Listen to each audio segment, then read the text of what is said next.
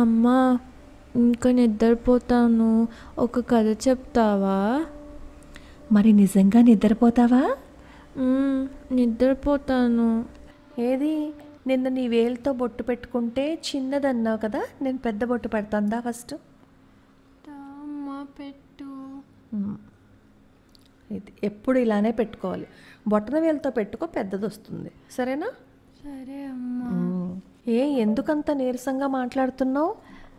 ఈరోజు మా టీచరు అన్ని ఎక్కాలు రాసుకొని రమ్మన్నారు. అన్నీ రాసేసరికి చేతులు నొప్పులు వస్తున్నాయి. అన్ని ఎక్కాలు రాసుకురమ్మన్నారా? మరి రాయాలి కదా. రాసేసానమ్మా, అందుకే కదా చేతులు నొప్పులు వస్తుంది. సరే, నేను చేతులు నొక్కుతానులే బజ్జునేటప్పుడు.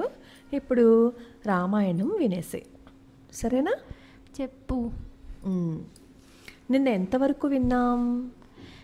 నిన్న 100 మంది రాజకుమార్తెలు అంతఃపురంలోకి వచ్చి పడిపోతారు.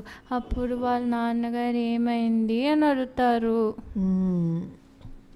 అయితే అప్పుడు వాళ్ళ నాన్నగారికి చెప్తారు, నాన్న వాయుదేవుడేమో మమ్మల్ని వివాహం చేసుకుంటాను అని అన్నాడు. మేము వద్దు అని చెప్పాము. మా నాన్నగారిని అడగాలి, మా నాన్నగారి ఇష్టము అని చెప్పి అన్నాము. అప్పుడు వాయుదేవుడికి ఏమో కోపం వచ్చేసి మమ్మల్ని ఇలా చేశాడు అంటారు. వాళ్ళు ఎలా అయిపోయారో తెలుసా? వాయుదేవుడు ఏం శాపం ఇచ్చారో తెలుసా? మీరు మరుగుజ్జులైపోండి అని వాళ్ళని మరుగుజ్జులు చేసేసాడనమాట. అంటే బుల్లి వాళ్ళు ఉంటారు కదా, మరుగుజ్జులు, అలా అన్నమాట. అప్పుడు కుశనాభుడు అంటాడు, మీరు చాలా మంచి పని చేశారు, మీరు ఎంతో ఓర్పుగా ఉన్నారు, నేను మిమ్మల్ని మెచ్చుకుంటున్నాను. అలా చేసిన వాయుదేవుణ్ణి కూడా మీరు క్షమించి వదిలేశారు కదా. ఎవరికైనా సరే, అంటే ఆడవాళ్ళకైనా మగవాళ్ళకైనా ఓర్పు అనేది ఉండాలి. ఓర్పు అంటే ఏంటి? ఓర్పు అంటే ఎన్ని ఎక్కాలు రాసినా నీరసం రాకుండా ఉండడం. ఓర్పు అంటే ఎన్ని ఎక్కాలు రాసినా నీరసం రాకుండా ఉండడం. ఓకే, అంటే టీచర్ ఏం చెప్పినా చేయడం అన్నమాట. అదేనా ఓర్పు అంటే? కాదు, టీచర్ ఎన్ని చెప్పినా అలసిపోకుండా ఉండడం. ఓ, అదా ఓర్పు అంటే? సరే, ఓర్పు అంటే ఎవరైనా సరే ఏదైనా అన్నారు అంటే క్షమించి వదిలిపెట్టేసి, మనల్ని ఎవరైనా ఏదైనా అన్నారనుకో, వాళ్ళని తిరిగి ఏది అనకుండా సహనంగా ఉండడం అన్నమాట. అలా సహనంగా ఉండటమే చాలా మంచి లక్షణము. అలా సహనంగా ఉంటే ఎప్పటికీ మంచి జరుగుతుంది. కానీ దేవతలకి ఎంత ఓర్పు ఉండదంట, ఎందుకంటే వాళ్ళు టక్కుమని శాపం పెట్టేస్తారు కదా, అందుకని. కాబట్టి మీరు చాలా గొప్పవాళ్ళు, నేను మీ ఓర్పుని ప్రశంసిస్తున్నాను అని చెప్తారనమాట. అప్పుడు కుశధ్వజుడు ఏం చేస్తాడు అంటే మంత్రులతో తన కుమార్తెల వివాహం గురించి చెప్తూ ఉంటారు. అదే సమయంలో చూళి అనే మహర్షి తపస్సు చేస్తూ ఉంటాడనమాట.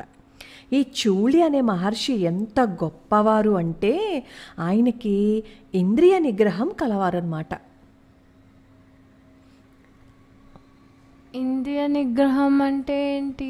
అంటే అన్నింటినీ కంట్రోల్ చేసుకోగలరు. ఇప్పుడు నాకు కోపం వచ్చిందనుకో, నేను కోపాన్ని కంట్రోల్ చేసుకోగలనా?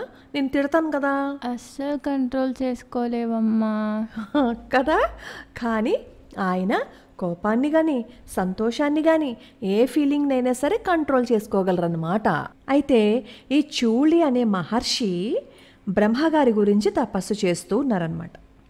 అలా తపస్సు చేస్తూ ఉంటే ఈ ఋషికి సోమద అనే గంధర్వకన్య సపర్యలు చేస్తూ ఉండేది. సపర్యలు చేస్తూ ఉంటే ఈ చూళి చాలా సంతోషంగా ఉన్నారు. ఎందుకు?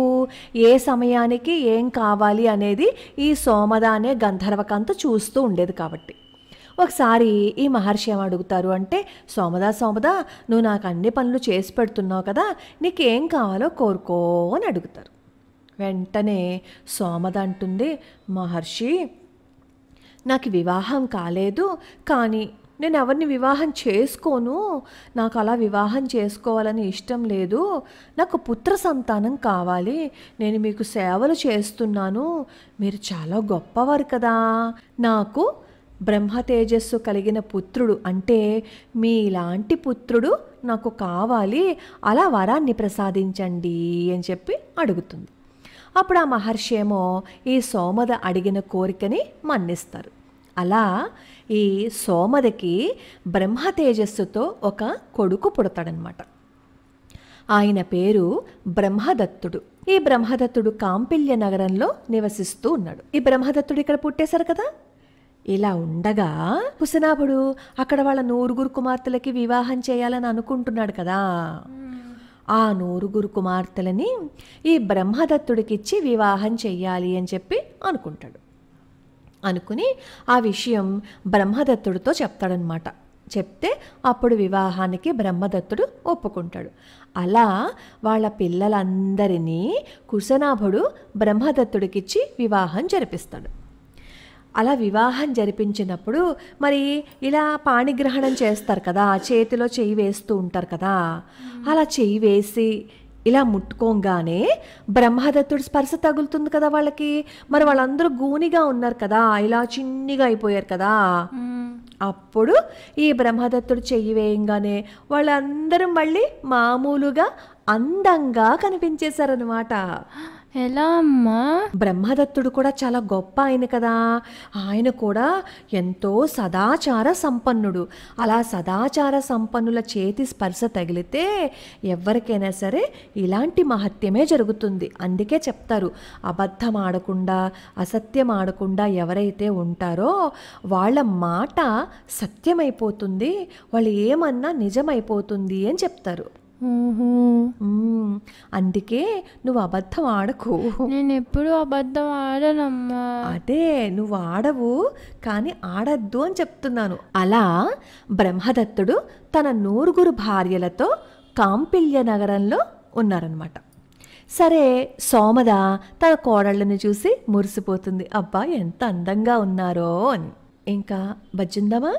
అమ్మ 5 నిమిషాలు కూడా ఎప్పుడే బజ్జున్నామా అంటావు ఎందుకు?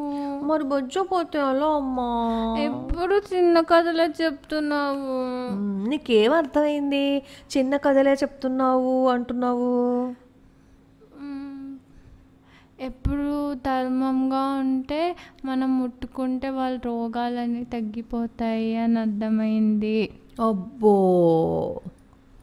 అలా కుమార్తెల వివాహం చాలా వైభవంగా జరిపించాడు కుశనాభుడు. సరే, కుమార్తెలందరూ అత్తవారింటికి వెళ్ళిపోయారు. అప్పుడు ఏమనిపించిందంటే, అర్రే నా పిల్లలందరూ వెళ్ళిపోయారు కదా, నాకు ఇప్పుడు కొడుకు పుడితే బాగుంటుంది కదా అనుకుంటాడు కుశనాభుడు. అలా కొడుకు కోసం ఏం చేస్తాడు అంటే పుత్రకామేష్టి యాగం చేస్తాడు. అలా పుత్రకామేష్టి యాగం చేసుకుంటూ ఉంటే, పుత్రకామేష్టి యాగం అంటే దశరథ మహారాజు రాముడి కోసం చేస్తారు అదేనా?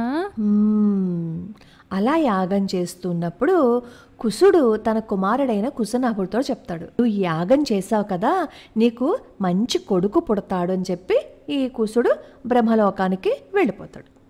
కొంతకాలం అయిపోయిన తర్వాత కుశనాభుడికి గాధి అనే కుమారుడు జన్మిస్తాడు. ఎవరు? గాధి. ఈ కథ నీకు చెప్తాను, ఈ గాధి గురించి, సరేనా? సరే. ఇదంతా ఎవరికి చెప్తున్నారు? విశ్వామిత్ర మహర్షి రాముడికి చెప్తున్నారు. రాముడు కాదు, రామచంద్రమూర్తికి చెప్తున్నారు అనాలి. శ్రీరాముడు అనొచ్చా? శ్రీరాముడు అనొచ్చు. విశ్వామిత్ర మహర్షి శ్రీరాముడికి చెప్తున్నారు. అప్పుడు, ఓ రామా, ఆ గాధి నా తండ్రి కుశవంశంలో జన్మించాను కదా, అందుకని నాకు కౌశికుడు అనే పేరు కూడా ఉంది అని చెప్తారు. అంటే విశ్వామిత్ర మహర్షికి ఇంకో పేరేంటి? కౌశికుడు. కౌశికుడు. ఈ కౌశికుడు అంటే విశ్వామిత్ర మహర్షికి ఒక అక్క కూడా ఉందన్నమాట. ఆ అక్క పేరు సత్యవతి. ఎవరు? సత్యవతి. ఈ అక్క కూడా కుశవంశంలోనే జన్మించటం వల్ల అక్కకి కూడా ఏం పేరు ఉంటుంది చెప్పు? కౌశికియా? కౌశికి. నీకు ఎలా తెలిసింది? కుశ అంటే కౌశికుడు. కుశ అంటే కౌశికుడు అబ్బాయి కాబట్టి, కౌశికి అంటే అమ్మాయి కాబట్టి. అమ్మో, నీకు చాలా తెలివితేటలున్నాయి. ఈ కౌసకి కూడా చాలా గొప్ప అమ్మాయి అన్నమాట. ఎంత గొప్ప అమ్మాయి అంటే ఈ కౌశికి రుచకుడు అనే ఆయన్నిచ్చి వివాహం చేస్తారు. వివాహం చేస్తే ఈ కౌశికి తన భర్తతో పాటు శరీరంతో స్వర్గానికి వెళ్ళిపోయింది. ఎవరైనా శరీరంతో స్వర్గానికి వెళ్ళగలుగుతారా? ధర్మరాజు వెళ్ళారు కదా. ధర్మరాజు వెళ్ళాడు. నీకు బాగానే గుర్తుందే. ఆ తరువాత ఈ కౌశికి భూమి మీద ఒక మహానదిగా ప్రవహిస్తూ ఉందన్నమాట. దానినే కౌశికీ నది అని చెప్పి చెప్తారు. ఈ కౌశికీ నది హిమవత్ పర్వతం మీద ప్రవహిస్తూ ఉందన్నమాట. ఆవిడ మీద ప్రేమతో, అంటే వాళ్ళ అక్క మీద ప్రేమతో ఈ విశ్వామిత్ర మహర్షి కూడా ఆ కౌశికీ నదీ తీరంలోనే ఒక ఆశ్రమాన్ని నిర్మించుకుని తపస్సు చేసుకుంటున్నాను అనే విషయాన్ని శ్రీరామచంద్రమూర్తికి చెప్తున్నారు కౌశికుడు. కౌశికుడు అంటే ఎవరు? విశ్వామిత్రుడు. మళ్ళీ ఏం చెప్తున్నారంటే, రామా, ఈ యాగం చేయటానికి నేను ఈ సిద్ధాశ్రమానికి వచ్చాను. నువ్వు చాలా గొప్పగా నాకు సహాయం చేశావు. నువ్వు అడిగింది అడిగినట్టు చేశావు కదా. నా జన్మ గురించి నీకు చెప్పాను, నువ్వు అంతా తెలుసుకున్నావు కదా అని చెప్పి ఏమంటారో తెలుసా? ఏమంటారు? నీలాగే ఇంకా నిద్రపో అంటారు. రామా, అన్నీ చెప్పేశాను కదా, ఇంకా బజ్జోవాలి. మళ్ళీ రేపు పొద్దున్నే మనం బయలుదేరాలి కదా. వాళ్ళేమో ఇంకొక వనానికి వెళ్ళాలి, నువ్వేమో స్కూల్కి వెళ్ళాలి. స్కూల్ అంటే ఏడుపు వస్తుంది, అవునా? కాదమ్మా, ఎక్కాలంటే ఏడుపు వస్తుంది. ఎక్కలు నేర్చుకోకపోతే లెక్కలు ఎలా వస్తాయమ్మా? సరేలే. ఇప్పుడు ఎక్కాలు చదివేసుకుని బజ్జుందామా ఇది అయిపోయిన తర్వాత? వద్దు వద్దు, ఇప్పుడు రాసి అలసిపోయాను, ఇంకా పడుకుంటానులే. మరి పడుకునేటప్పుడు ఏం చేయాలి? శ్రీరామ శ్రీరామ అనుకుంటూ పడుకోవాలి. మరి బజ్జుంటావా? ఇంకా తప్పదు కదా, నువ్వు చెప్పట్లేదు. మరి పొద్దున స్కూల్కి వెళ్ళలేదు అంటే నిన్ను ఒక్కటిస్తాను. వెళ్తానులే అమ్మా. మళ్ళీ రేపొద్దున్న ఇంకో కథని తెలుసుకుందాం, సరేనా? సరే. బజ్జో.